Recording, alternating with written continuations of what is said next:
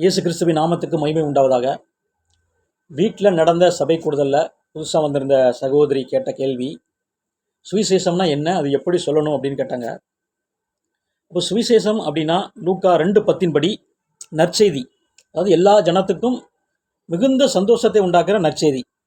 அப்போ அந்த நற்செய்தி என்ன அப்படின்னா, கிறிஸ்து எனும் இரட்சகர் உங்களுக்கு தாவீதின் ஊரிலே பிறந்திருக்கிறார். அதாவது கிறிஸ்து எனும் ரட்சகர்னா ரட்சிக்க வந்தவர். அப்போ ரட்சிப்பு அப்படின்னா பாவ மன்னிப்புன்னு அர்த்தம். பாவ மன்னிப்பாகிய ரட்சிப்பை தெரியப்படுத்தவும் அப்படின்னு லூக்கா 1:77 நம்ம பார்க்குறோம். அப்போ பாவ மன்னிப்பை கொடுக்க தேவன் மாம்சத்தில் வெளிப்பட்டு இருக்கிறார். அவருடைய நாமம் இயேசு அப்படிங்கிறதான் சுவிசேஷம். அப்போ இந்த இயேசு இந்த பாவ மன்னிப்பை கொடுக்கும்போது நமக்கு என்ன உண்டாகுது அப்படின்னா, மனுஷர் மேலே பிரியமும் சமாதானமும் உண்டாகுதுன்னு பார்க்குறோம். இந்த லூக்கா 2:14 மனுஷர் மேல் பிரியமும் பூமியிலே சமாதானமும் உண்டாகுவதாக அப்படின்னு பார்க்குறோம். அடுத்து மத்தேயு 4:15 படி இருளில் இருக்கும் ஜனங்கள் பெரிய வெளிச்சத்தை கண்டார்கள் அப்படின்னு பார்க்குறோம். அப்போ நம்ம அந்த பாவ இருளில் இருக்கிற நமக்கு ஒரு வெளிச்சம் கிடைச்சிது, அதாவது விடுதலை கிடைச்சிது. இந்த பாவ மன்னிப்பை நம்ம பெற்றது நிமித்தம் வியாதியிலிருந்தும் மரணத்தில் இருந்தும் நம்ம விடுதலை ஆகிறோம். ஸோ இந்த பாக்கியம் நமக்கு கிடைச்சிது, அதாவது மரண இருளில் இருக்க நமக்கு இந்த வெளிச்சம் நமக்கு கிடைச்சிது அப்படின்னு பார்க்குறோம். ஸோ இதுதான் சுவிசேஷம். இயேசுனா எதுக்காக பிறந்தார், இயேசுனா யார், அவர் எதற்காக வந்தார், அவர் பாவ மன்னிப்பு நம்மளுக்கு கொடுக்கும்போது நம்மளுக்கு பரலோக ராஜ்யம் அப்படி என்கிற அந்த பொக்கிஷம் கிடைக்குது அப்படின்னு சொல்கிறதான் சுவிசேஷமே. அடுத்து அந்த பரலோக ராஜ்யத்தை அதுக்குள்ளே நம்ம சுதந்திரிக்கணும், அந்த பரலோக ராஜ்யத்துக்குள்ளே நம்ம இருக்கணும் அப்படின்னா அதுக்கு என்ன செய்யணும் அப்படின்னு சொல்லணும்.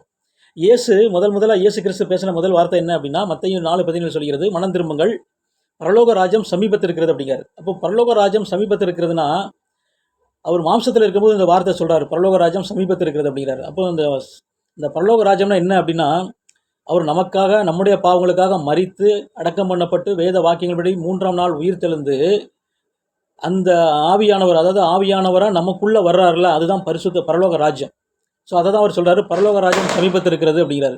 மனம் திரும்புங்க, என்ன விசுவாசிங்க, நான் சொல்கிற வசனத்துக்கு கீழ்ப்படிங்க, உங்களுக்கு நான் அந்த பரலோக ராஜ்யம் அப்படிங்கிற என்ன நான் உங்களுக்கு கொடுக்குறேன், அப்போ உங்களுக்கு நித்திய ஜீவன் உண்டாகும் அப்படிங்கிறார்.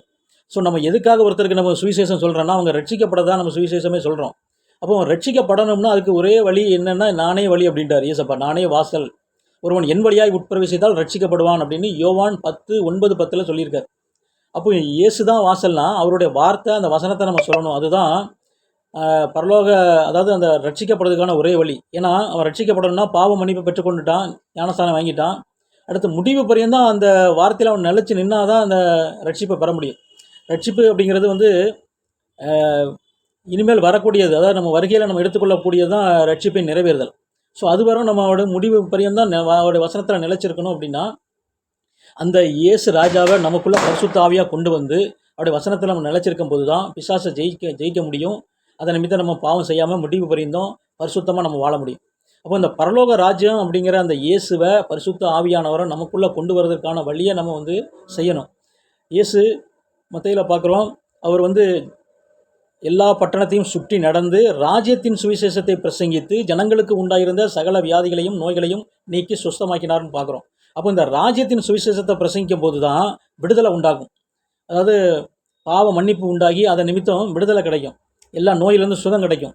ஸோ அப்போ இந்த இயேசு லூக்கா 4:18 படி நம்ம பார்க்குறோம், கர்த்தருடைய ஆவியானவர் என் மேல் இருக்கிறார் அப்படின்னு, என்னை அபிஷேகம் பண்ணியிருக்கிறார் அப்படின்னு சொல்லியிருக்கார். லூக்கா 4:18 படி கர்த்தருடைய ஆவியானவர் என் மேல் இருக்கிறார் அப்படின்ற வசனம் இருக்குது. அப்போ அந்த ஆவியானவர் நமக்குள்ளே இருக்கும்போது மட்டும்தான் நம்ம அவர் செய்தபடி நம்ம பலமாக சுவிசேஷத்தை சொல்ல முடியும், அதை நிமித்தம் சாட்சியோடு நம்ம பிரசங்கிக்க முடியும், அதாவது இயேசு கிறிஸ்துவுக்கு நம்ம சாட்சி கொடுக்க முடியும். அப்படி தரித்திரருக்கு சுவிசேஷத்தை பிரசங்கிப்படி என்னை அபிஷேகம் பண்ணினார் அப்படின்றது. அப்போ அபிஷேகம் பண்ணினார்னா அந்த பரிசுத்த ஆவியானால் நம்ம நிரப்பப்படணும். அப்படி இருக்கும்போது தான் இருதயம் நறுங்குண்டவர்களை குணமாக்க முடியும், சிறைப்பட்டவர்களை விடுதலையாக்க முடியும், குருடருக்கு பார்வையை கொடுக்க முடியும். அப்போ சுவிசேஷங்கிறது என்ன அப்படின்னா, இந்த மாம்சத்தில் பிறந்த இயேசு யார், எதுக்காக பிறந்தாருன்னு சொல்லி அவர் நமக்குள்ளே பரிசுத்த ஆவியாக வரணும்னா அதுக்கு என்ன வழின்னு காமிக்கணும். அப்படி அவர் பரிசுத்த ஆவியாக யாருக்குள்ளே வராங்களோ அவங்க தான் முடிவு பரியும் தான் நிலைச்சிருக்க முடியும். இந்த உலகத்தில் பாவம் செய்யாமல் முடிவு பரியும் தான் அவருடைய வசனத்தை நிலை நிற்க முடியும். அதனால தான் அவர் இயேசப்பா சொல்கிறாரு சீசர்களை பார்த்து, நான் உங்களுக்கு கட்டளையிட்ட யாவையும் அவர்கள் கை கொள்ளும்படி அவர்களுக்கு உபதேசம் பண்ணுங்கள் அப்படிங்கிறார். மத்தேயு 28ஆம் அதிகாரத்தில் சொல்கிறாரு, நீங்கள் சகல ஜாதிகளையும் சீசராக்கி, எல்லாரையும் சீசராக்கி பிதா குமாரன் பரிசுத்த ஆவியின் நாமத்தில் ஞானஸ்தானம் கொடுத்து நான் உங்களுக்கு கட்டளையிட்ட யாவையும் அவர்கள் கைக்கொள்ளும்படி அவர்களுக்கு உபதேசம் பண்ணுங்கள் அப்படிங்கிறார். அப்போ இயேசு பேசின வார்த்தை உபதேசத்தை நம்ம முடிவு பண்ணி தான் கைக்கொள்ளும் போது தான் ரட்சிக்கப்பட முடியும். அதனால தான் யோவான் 10:9-10 சொல்கிறது, நானே வாசல், ஒருவன் என் வழியாய் உட்பிரவேசித்தால் அவன் ரட்சிக்கப்படுவான். அடுத்த வசனம் சொல்கிறாரு, நானும் ஜீவன் உண்டாயிருக்கவும் அது பரிபூர்ணப்படவும் வந்தேன் அப்படிங்கிறார். அப்போ இயேசு கிறிஸ்து பேசின வார்த்தை வசனத்தில் தான் நமக்கு என்ன கிடைக்குது அப்படின்னா, ஜீவன் கிடைக்குது, பரிசுத்தம் கிடைக்குது. இந்த ரெண்டும் நமக்குள்ளே இருக்கிறதா பரிசுத்த ஆவி. ஸோ இந்த இயேசு கிறிஸ்து நமக்குள்ளே கொண்டு வரதற்கான வழி என்ன அப்படின்னா, இயேசு பேசின வார்த்தை அதுதான் ஒரு மனுஷனுக்கு ரட்சிப்பின் வழி. இந்த ரட்சிப்பு நிறைவேற பிரயாசப்படுங்க, அவர் சொன்னபடி அந்த வசனத்தின்படி நம்ம இந்த நீதியை செய்யுங்க, நிறைவேற்றுங்க அப்படிங்கிறார். ஸோ அதை நம்ம செய்யும்போது மட்டும்தான் நம்ம ரட்சிக்கப்பட முடியும். சுவிசேஷம் எதுக்காக சொல்கிறோம்னா ரட்சிக்கப்பட சொல்கிறோம். அவங்க ரட்சிக்கப்படணும்னா இயேசு கிறிஸ்து சொன்ன வார்த்தை உபதேசத்தில் நம்ம நிலைச்சிருக்கணும். இந்த மத்தேயு, மார்க்கு, லூக்கா, யோவானில் அவர் நமக்கு சொன்ன அந்த உபதேசத்தை கைக்கொள்ள செய்யணும். ஸோ இதுதான் சுவிசேஷம். ஆமென்.